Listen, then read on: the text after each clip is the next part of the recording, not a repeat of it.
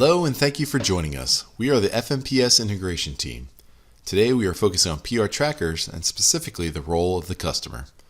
For the new PR tracker, we are going to talk about the status assigned.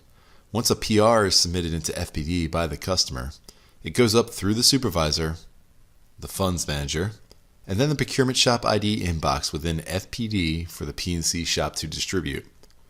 Once the PR is distributed, it is assigned to the buyer, and that is the end of step 1.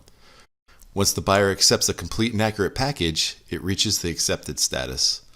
The third status is awarded, which is once the vendor is identified and the purchase is awarded. And finally, it is complete once the buyer receives a signed receipt or invoice. Now we are going to get familiar with the automated emails that are received by the customer during this process. The first email in this process introduces the buyer to the customer so that the customer knows exactly who to contact if they have any questions or concerns. The second email gives customers a status update.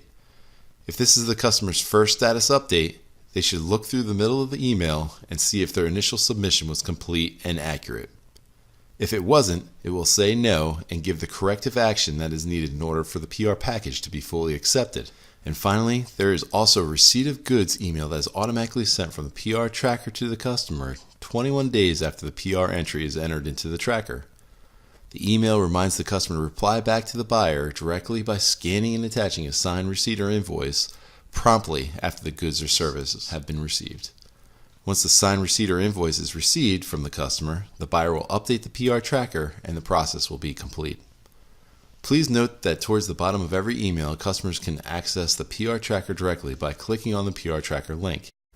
Next, select the plus icon to expand your requesting unit and utilize the filters next to each column title to narrow down your search, find status, or locate specific details on your purchase request. That concludes our training. If you have any questions or comments, please visit the Virtual Comm Center on the left-hand side and submit your input. Thank you for joining us, and have a great day.